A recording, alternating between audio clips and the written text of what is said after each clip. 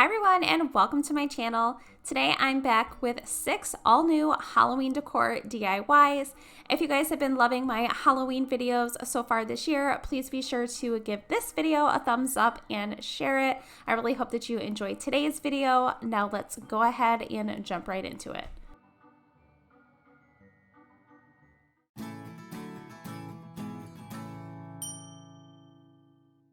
For DIY number 1, I'm going to be starting with this unfinished wooden block square, and this one is from Michaels. The first thing I'm going to be doing to it is using my folk art wood tint in the color walnut and staining the entire piece. I'm also going to be using one of these unfinished wood square pieces from Dollar Tree, and over top of the square I'm going to be using one of these Halloween themed pieces of craft paper. This is from Joann Fabrics and it is from Park Lane, and the one I'm going to be using is this orange and black striped piece. I'm just setting my wood square over top of my paper just so I can see exactly where I need to cut to get it the correct size. I am leaving a little bit of the paper overlapping so that later on I can sand it down and get a precise cut around all of the edges. To attach my paper, I'm just using a paintbrush to apply the Mod Podge right on the wood, and then I'm just placing my paper over top and then just using my fingers to really press the paper down and get any bubbles out. And then I just let that Mod Podge dry before folding over the edges and then using some sandpaper again to just sand away the edges of the paper to get a really nice precise edge. I'm then going to be painting around all of the edges where you can see the unfinished wood with my folk art chalk paint in the color Rich Black. Another piece I'm going to be using for this project is this unfinished wood trick or treat cutout. This one is from Joann Fabrics last year, and I'm using that same Rich Black chalk paint to paint the entire piece. Then once the paint is dry, I'm just going to be using some sandpaper to sand over the entire piece to give it a little bit of a distressed look. Now I'm going to start putting everything together. I'm hot gluing my wood piece with the craft paper onto the stained wood block piece right in the center. And then once I have that attached, I'm going to be using hot glue to attach my trick or treat wooden circle right in the center of the piece with the craft paper. I was going to leave it just like this, but I thought the trick-or-treat words didn't really pop, so I'm just using a little bit of my ivory colored paint from Waverly to go around all of the edges of the letters just to make those pop a little bit more. This is what the piece looks like all finished. It was so easy to do, and I think it is super cute. It would be perfect to place on a tabletop or tiered tray. Next up is DIY number 2, and I'm going to be starting with this framed piece from Hobby Lobby. And the first thing I'm going to be doing is just painting the entire inside of the piece with my folk art chalk paint in the color Rich Black. I'm then going to be using 4 of these unfinished wood pumpkins, and these came in a pack from Michaels last year. I'm painting all 4 of the pumpkins with the folk art matte acrylic paint in the color Pueblo. Then for the stems, I'm using the folk art paint in the color Nutmeg. I then decided I wanted to go for kind of like a distressed look, so I used some sandpaper on the inside of the frame just to rough up that black color a little bit and have the white that was originally on it pop through a little bit. And then for the pumpkins that I painted, I also wanted those to look a little bit more faded and distressed, so I used some sandpaper on those as well just to give them that distressed look.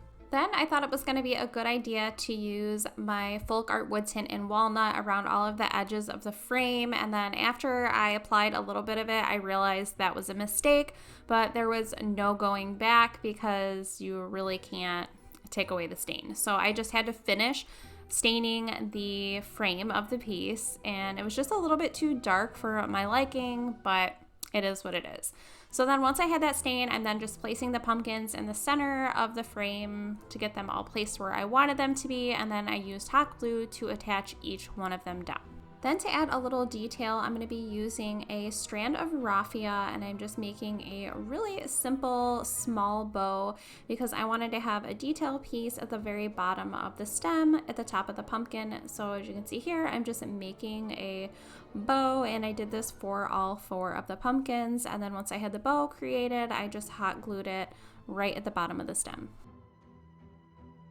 And this is the framed pumpkin piece all finished. It's a really easy and affordable project for this Halloween.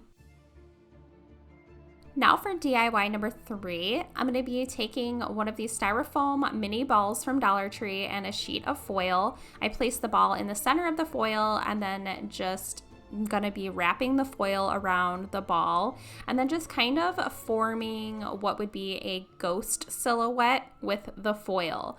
So just kind of worked with it, and it doesn't have to be perfect, just whatever shape you think would look like a ghost. I'm then going to be using this air hardening clay. This one I did pick up from Hobby Lobby, but I know that Dollar Tree has molding clay as well. This is in the color white. And then I just used some of that clay and then I just pressed it down on some wax paper, and I'm using my rolling pin, kind of like if you were making rollout cookies. I'm just pressing the clay down so that it is pressed out to the thickness that I want my ghosts to be.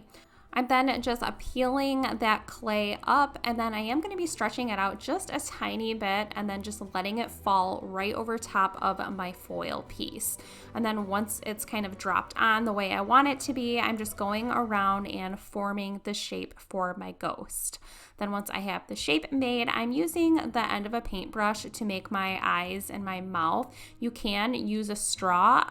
I've seen many people do that when they're making ghosts similar to this, but I didn't have one on hand, so I just used the end of my paintbrush. I didn't get the next part on camera, but once my clay was all dry, I just removed the foil from the inside of the ghost. This is what the ghost looks like all finished. I ended up just placing some of those little tea lights from Dollar Tree inside to have them light up, and I think that they turned out so cute, and it was such an easy project, and this would be a good project to do with kids as well. Moving right along into DIY number 4, for this one, I'm going to be using these 2 signs that came in a pack from Hobby Lobby, and they were on clearance for just under $4. I thought that they would be perfect to make a book stack. So for this, I'm also going to be using some of this like crinkly black craft paper, and this is from Hobby Lobby as well. I'm then gonna just be taking my paper and wrapping it around the side edge and just making a fold so I know exactly the size that I need. I'm then just gonna be cutting out the paper along that folded edge.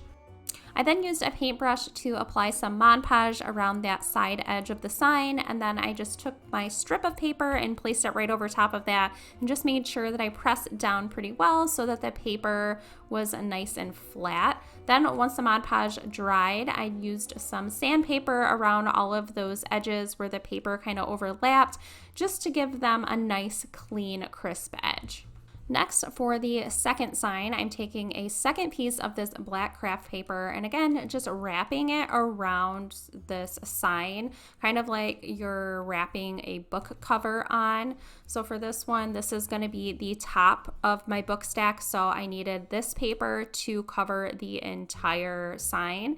So once I have it all folded and wrapped over the sign, I'm just going to be cutting off the excess paper on the bottom. The first sign that I did, where I only applied one strip to the front and back side, is going to be the bottom of the stack. That's why I didn't have to apply anything on the top. Next, you're going to see where I kind of messed up. You can see here I'm going to be cutting strips of this paper to go on the ends of the signs. Well, these are supposed to be like the book pages sides and not have any kind of craft paper on there. But here you can see I'm using my Mod Podge and applying the paper, but then afterward I realized, oh no, I wasn't supposed to put paper on those parts. So here I'm just going to be peeling the paper off the best that I can. The Mod Podge wasn't completely dry, which was good, but it still had like chunks of paper on it. So I ended up just having to use some sandpaper and scrape off what leftover paper that I could. Now that I got that dilemma out of the way, I can start applying my Mod Podge to the sign that I'm going to be using for the top of my book stack, where I wrapped the paper all the way around. Here I started with the edge, and I'm just going to be pressing the paper over the Mod Podge, and then once I have that part attached, I moved on to the top of the book. Same thing, just applied the Mod Podge to the top of the sign with a brush, and then just made sure that I pressed the paper down really, really well, and then continued for the next side doing the same steps. Then because I had a little bit of paper that hung over all of the edges, I just used some sandpaper to sand them away so that I would have a nice crisp edge. Then it was time to create my book stack by attaching the two signs together. I just used hot glue along the bottom of the top that I'm using for my book stack, and then just pressed it on the sign that I'm using for the bottom of the stack. Next, I'm going to be painting the sides of the signs or books with my ivory colored chalk paint from Waverly. Yes, you can still see some of the paper, but I'm just going to be painting over that and trying to make the sides of the book pages look a little bit vintage, so I just left a little bit of that on. Next, I'm using the color Burnt Umber from Folk Art, and I'm just going to be taking that on a small brush and going around all of the edges of the books, and then just kind of creating what would look like a distressing or like old book pages. So here I'm just, like I said, going around the edges between the two book stacks, and then just taking whatever leftover paint I had and then just going in horizontal strokes along the sides. I continued using that same burnt umber color between the two books on the front side, and then I just took that same color around all of the edges of the top of the book, the side of the book, along that black paper. And then because the paper has like those like crinkly parts, I thought it would be really cool if I added that color on top of all of the paper, because it was giving these books a really like old vintage vibe, and I just thought it looked really good. So here I'm just using the stencil brush to apply the paint. And then once that was done, I needed to do all of my letters. I'm doing words to spell out the word spells and potions. And these unfinished wood letters that I'm using are from Michaels, and I'm painting each one of the letters with my ivory colored chalk paint from Waverly. I'm then going to be using hot glue to attach all of my letters. I did the word spells on the top book, and then I did the word potions on the second book. I'm then going to be using a strip of this burlap ribbon from Hobby Lobby, and I'm going to be wrapping it around the left side of my book stack opposite of my words. I just wrapped the ribbon around and then secured it underneath on the bottom using some hot glue. For a detail piece, I'm going to be using two of these unfinished wooden spiders. These I picked up from Michaels last year, and I'm going to be painting both of them with the rich black chalk paint from Folk Art. Then once the paint was dry, I wanted to give them a good sand just so that they would look a little bit distressed and vintage.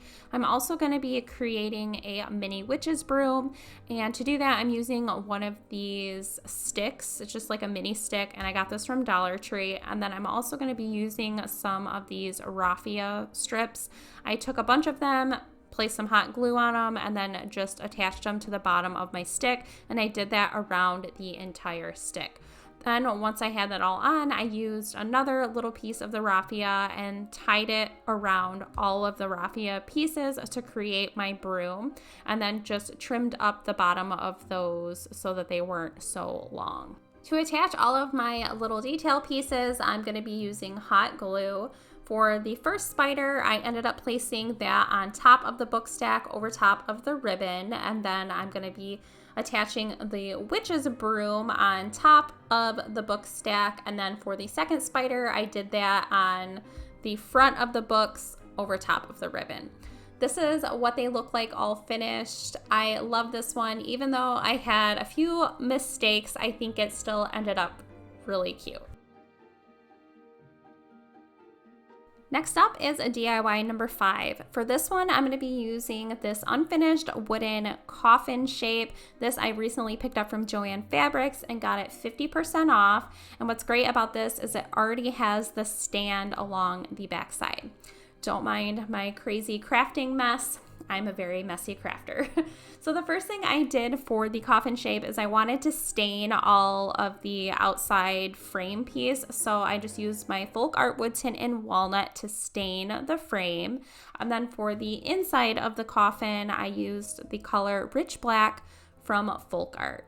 I wanted to use the words home sweet haunted home for this, so I pretty much used what I had in my stash. The home words are from Dollar Tree and they come 2 in a pack, so I'm using 2 of those. The haunted word that I created using some unfinished wood letters, those ones are from Hobby Lobby, and then the word sweet that I'm creating with letters. Those letters I got from a Target dollar spot a while ago, probably a few years ago now, but they were still in my craft stash, so I'm just using what I had on hand.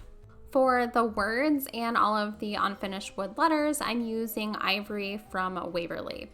Once the paint dried, I'm then just going to be placing them on front of the coffin shape to get them where I want them to be before I start using hot glue on the back side to attach them down. I had these unfinished wooden ghosts in my craft stash and I thought that they would be perfect for this sign. I'm using 2 different ones and they are from Michael's last year, and I'm painting all of them with my ivory colored paint from Waverly. Once the paint dried, I just started attaching the ghosts with hot glue just kind of randomly around the sign.